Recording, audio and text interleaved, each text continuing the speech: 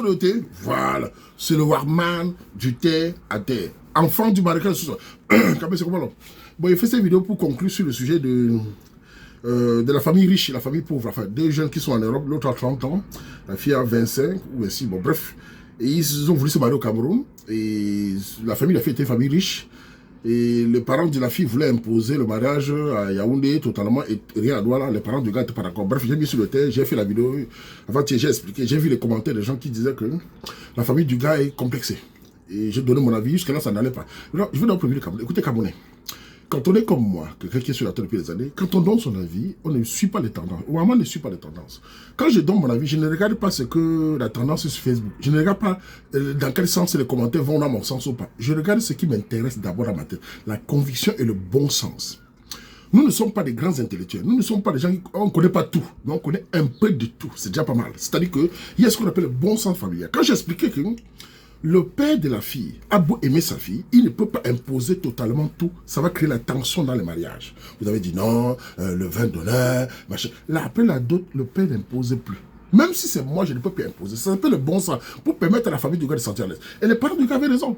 Vous avez crié surtout les femmes. Oh, il est complexé. Le mariage, elles aiment le mariage. Oh, non, non, non, mesdames. Attends, mesdames, écoutez-moi bien. Si votre père est riche, il n'y a pas de souci. La richesse, personne n'est jaloux de la richesse.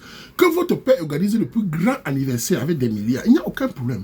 Que votre père organise votre baptême avec des milliards d'artistes, il n'y a pas de problème. Mais sur le mariage, votre père n'a pas le pouvoir absolu. Mesdames, celui qui vous dote, c'est le doteur qui décide. C'est celui qui vous dote, qui vient vous sortir dans votre concession familiale, qui a ce pouvoir pour que la suite du mariage se passe bien. Si votre père, milliardaire, homme d'affaires, administrateur, ministre, tout ce que vous racontez, c'est des pépettes. S'il commence à décider et que l'homme baisse la tête, son foyer est foutu. Parce qu'après, les parents viennent nous dire, vous avez mangé quoi?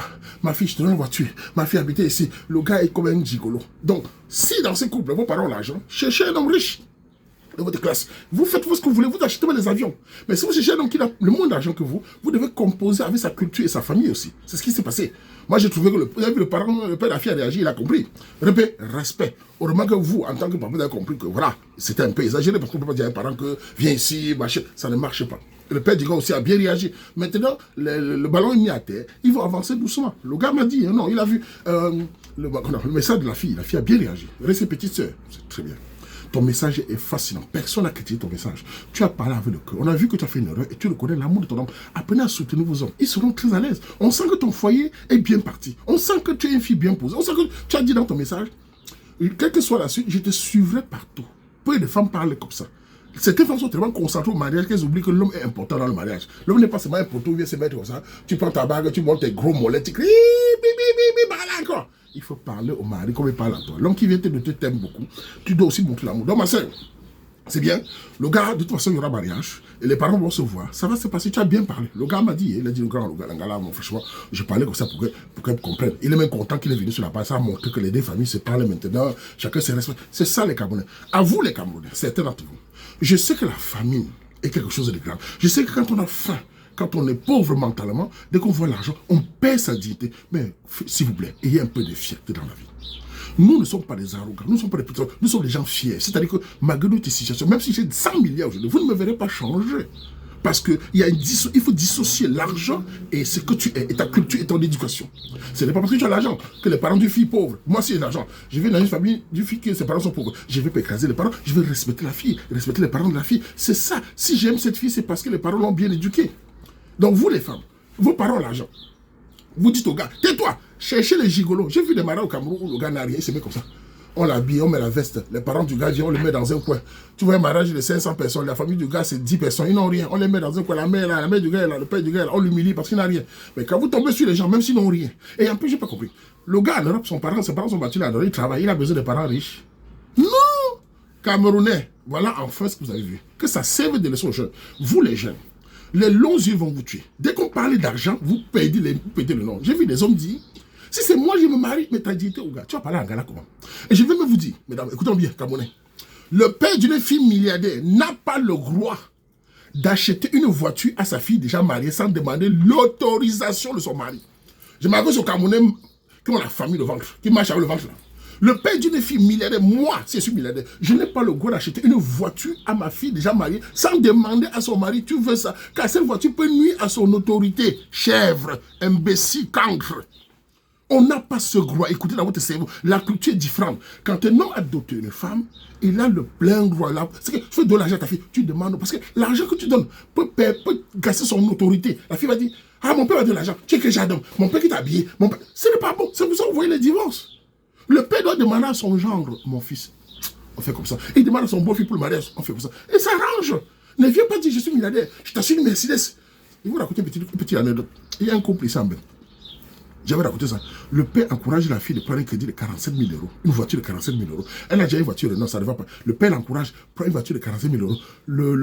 Son gars, enfin, son mari, puisqu'il a noté, est déjà stressé. Il veut piac.